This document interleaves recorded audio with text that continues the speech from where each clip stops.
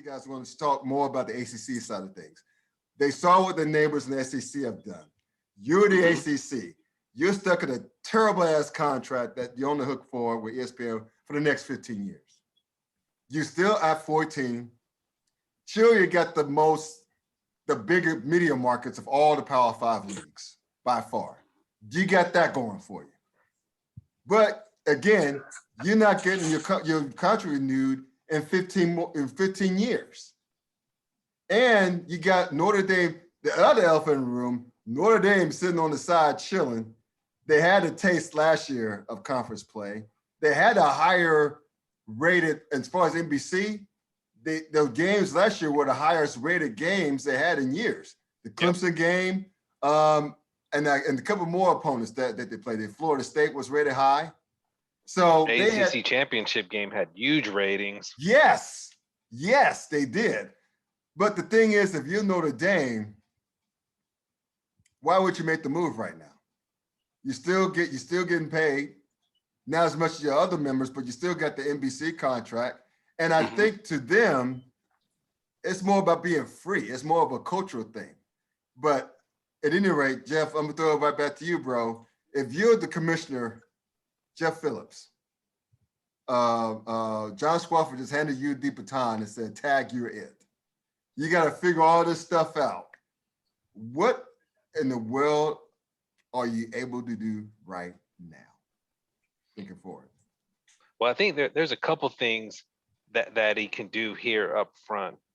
The first thing is getting Comcast signed, finalize that deal with the ACC Network. Good point. That's the largest cable distributor in the country, and they've got all the other big ones signed. Pretty good job by Swofford getting everyone else in. But Comcast is hanging out there, and it looks like they've got momentum to get that signed. But you never know until the T's are crossed and the I's are dotted. And that's number one. If he can't get Comcast signed, that's a big red flag, because he came from the Big Ten. He was AD at Northwestern, so he knows how this television stuff pretty well. And if he can't get Comcast on board, which is one of the last remaining revenue generators for the ACC, that's a red flag. So I'd be really concerned if he can't get the Comcast deal done, because he's basically inherited that with it already almost in place. And I know they couldn't renegotiate, or they didn't want to, until their deal almost ran out, which is this year. So he's got to get that signed. So he gets that signed, that's number one, and that would be a really good start for him. Number two, with the way this the realignment's gone, we know they haven't really talked about like the bowls. I don't think the bowls are going to go away, but now that the Big 12 is going to be completely diminished, you got to increase the bowl payouts for the ACC teams. Now you're unquestionably one of the four biggest, and you kind of got screwed on the Orange Bowl deal, because the other two, the Big 12 and SEC, signed up for the SEC for the Sugar Bowl. The Pac-12 and the Big 10 got the Rose Bowl. You were left with the Orange Bowl and got their second and third best, second best teams, right? And you got a lesser deal with that. So that's something he can absolutely work on too. And then you mentioned it already, Scott. Notre Dame. That's the white whale. And I agree with you too. With Notre Dame, it's not about money, because they could have joined the Big Ten 15 years ago and made more money. They could join the ACC when they came on for football and make more money than they do. They're not motivated by money. I mean, they're motivated by their culture, their independence. I mean, I really don't understand it anymore, because they don't gain anything from it. I mean, you're on TV everywhere in the country. I don't really think it adds value to being an independent anymore, other than just to say that they are. But Right. Whatever their motivation, they're kind of obsessed with it. And when you talk about that long-term contract, the one thing it does give Phillips, it gives him time, because no one's going to be leaving the ACC anytime soon. Right. They're locked in. That's the good news. That's the good part about that. That's the good news. So he has time, and so he's got to make a splash, and he's got several years to work on making that splash, and that's probably going to be Notre Dame. If you can't get Notre Dame, and he used to work at Notre Dame. He was Right. employed there in the early 2000s, so he knows the culture there. If he can't make that splash or another one, then maybe come around 2030, it's going to look kind of dicey for the ACC. But you always got to work on Notre Dame. However he needs. I mean, that's why he's getting paid $3 or $4 million a year to try to figure that out, and he's got time. The last thing I would do if I were him, and I think this one could be almost as reasonable as trying to land Notre Dame, because what the SEC did, that it put them way out there, like we talked about at the beginning. Right. Well, that left the Pac-12, Big Ten, and ACC. You can do things with those other conferences. I mean, right now it's time for those three to kind of join forces and try to combat what the SEC has done. Whether it be through some kind of scheduling agreements. I mean, you can put that together. I mean, that'd be great if the ACC, had a scheduling agreement with the Pac-12. Wouldn't that be great to see, like Clemson and USC or Clemson, Ohio State? Those kind of. Oh, hell yes. I mean, those kind of matchups. And there's a rivalry right there with Ohio State as it is. So yeah, exactly. I mean, that's a kind of a testy little rivalry too. But it'd be great to see some of the ACC teams, go out west and have some of those teams come east. And I think, Phillips needs to think about that. They need to think about outside of the box a little bit. Stuff that's not very conventional, that you wouldn't have thought of a few years ago. You got to think about it, because you don't know what the SEC is doing. They might be trying to pull the next two biggest brands from your own conference. There was rumors about them. I don't think they really put much merit in it, but I mean, was a rumor that they were looking at Ohio State and Clemson, and who knows what they might be thinking down the road. So it's time for those three conferences to kind of put some things together. And that'll also increase provide a financial boost, because you're looking for more compelling games, gate sales, ticket sales, home and home with some really good programs. I mean, Penn State and Pitt should be playing every year. Yes. Hell yes. They had yes. Not that 4-game series that they had, or I think it was 4 games. They should be playing. Yeah, they should be playing that game every year. Right. So I mean, he's got opportunities outside of Notre Dame, and he's got time to figure it out. So let's see what he was able to come up with. And also think about this, because of the personnel involved, Miami and Oregon. Yep. Oh, that would be a neat matchup. Mario Cristobal and the Miami alum. Yep. Is doing the damn thing in Oregon. I'm just saying. Yeah. I'm just saying. I mean, hell, if you want to, you talk about the disrespect bowl, if you will, AC State, Michigan State. Yeah. You know what I'm saying? Or to your point, well, actually Penn State, Miami. They have some history. I mean, it's anything to help. Yeah, digging outside the box. That's I would like that. It's been bandied about on social media, because everything takes place on social media, right? Yep. So I mean, UCLA, UNC. Yeah. Things like that. So Michigan, UNC. I would say this, going back to Penn State, the whole Penn State Pitt thing, as far as rivalry that should be played every year. Another rivalry that should be played every year is the backyard brawl, which brings in West Virginia. So if you're West Virginia has been beating down the ACC's door, even though they're in the Pac-12 for years. And they're probably going to beat down their door once again. Yeah, he was probably calling the moment that announcement made. He was calling Phillips. Their AD was calling Phillips right away and saying, "Hey, you got a spot for us?" So do you expect, and Dwayne, you can follow up on this as well. If you're Commissioner Phillips of the ACC, would you even take a phone call from West Virginia at this point? Hell yeah. Now, to go back to a couple of the things that you guys talked about, right? Yeah. The concept that you're saying of interconference rivalries is not necessarily a super new thing, because we see it in basketball every year, especially with the ACC Big Ten Challenge. Yes. Yeah, and that's something that would be wonderful, like you said, in college sports, even though regionally the ACC and the SEC, they had those regional rivalries. Right. But that one rivalry you talked about with Pitt and Penn State, you just kind of followed it up with the point that I was going to make. Actually, that West Virginia Pitt rivalry is the bigger one. It's a vicious rivalry. And that's the one that I'm thinking that they would rather see. And you go ahead, you bring West Virginia into the conference to have that. My God. And it's already a situation now. You know, my boss is a West Virginia alum. I've talked to a couple of West Virginia alums.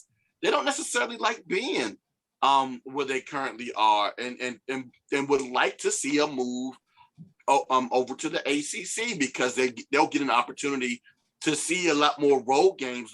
Having those road games for them would be a whole lot easier for them.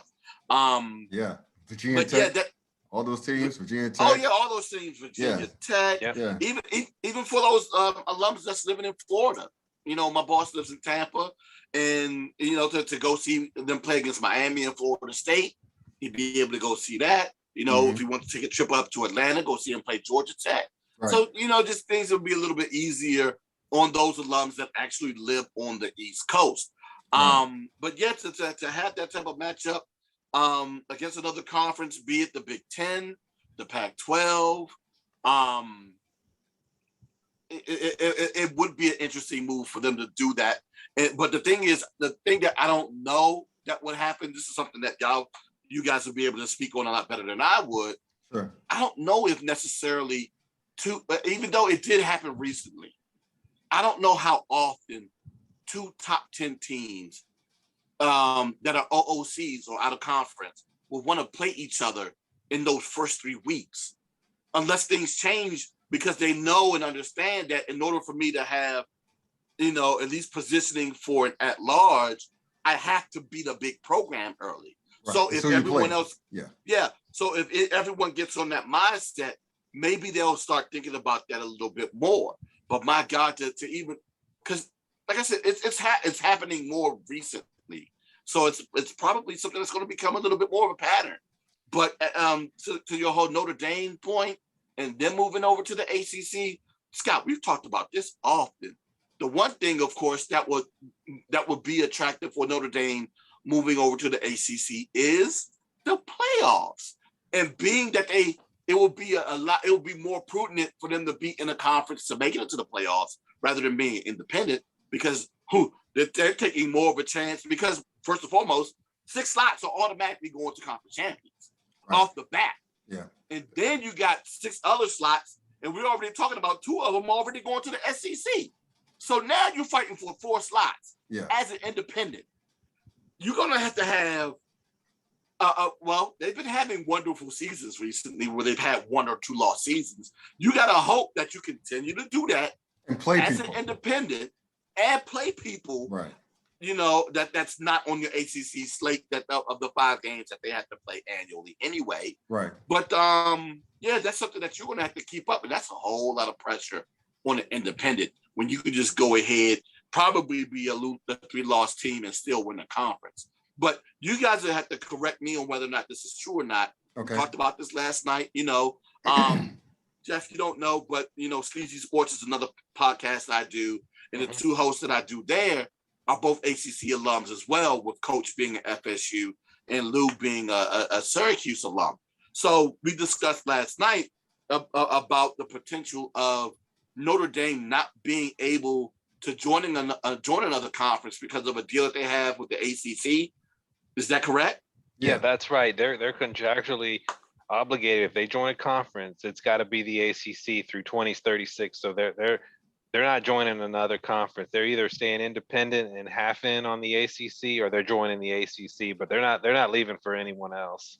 Yeah, so that's 15 years. They got to sit back and contemplate: do I want to still be independent? Exactly. Or do I want to go ahead and join the ACC? Very good point. And how much more beneficial would it be for them to continue to be independent? You know, I remember, Scott, vividly. We've had this back in the old telephone days of doing the podcast, of us discussing which one was more beneficial, having that TV deal independently with NBC, or would it be better for them? Well, because now ESPN actually, not ESPN, but the ACC actually has that TV deal now, with ESPN. But like you said, it's a trashy one. but there's an opportunity for them to renegotiate with the addition of Notre Dame. So Bingo. it's a possibility that moving over to the ACC could be better for them, but it's something that we have to wait and see exactly how that's going to break down. Yeah, to your point, to y'all's point, the only thing, and I heard this bandied about on Sports Talk Radio on Sirius XM, on ESPNU radio, is that really they can do, I won't say do about the money. If you've been to Notre Dame University of Notre Dame's campus, they're awash with money. If I see another gold brick, I'll probably faint. There's the richest, that's the richest ass campus I've seen in my life. We went there 3 or 4 years ago to watch them beat the hell out of AC State. And it was a cold night, so I remember that. But the point is that was my first time in South Bend. And I was like looking around, my wife and I, my non-sports loving wife, and I was looking around, we're like, damn, this is nice. So they got money, they're fine. So it's not gonna come down about money as much as it will about access, playoff access, right? So, but I think that was a really good point Dwayne brought up. You know, it's not 6 at-large spots they have, because especially with the Texas-Oklahoma ad, I mean, you can pretty much say the SEC is getting at least 2 of those. So that's a really good point. I hadn't seen, not too many people have brought up that, hey, you know, Notre Dame, they think they got access, but they don't have the access they think they do, especially now. Right. And also, and if you think about it, suppose the ACC won those years where we have like a few teams like Miami and everything, so getting good. So you're going to join it down as well. So anyway, we'll see what happens, man. It's going to be crazy. So it's college football never disappoints. Yeah, no. But anyway, I was going to say, sorry, we're going to go back to spot. Anyway, Jeff, thank you for having your maiden voyage onto this thing. Next time we get you back, we're going to have you talk about your sports blog. I know it has a hard out, but anyway, thank you for taking the time out and hanging out with us, bro. We really appreciate it. Absolutely. I enjoyed it, Scott and Dwayne, chatting with you and talking, you know, ACC and expansion. It's a, you know, interesting, wild, fluid topic. It changes every week. So yeah, I enjoyed it. Enjoyed being on the show with you guys. Cool. Yes, all right. Thanks so much, Jeff. Thank you. Welcome back, guys. Thanks, first of all, to Jeff Fan. You can check him out on All Sports Discussion, the ACC Sports Blog. Awesome discussion we had on realignment as pertains to not only the overall scope of the landscape of college football, but with the Atlantic Coast Conference as well.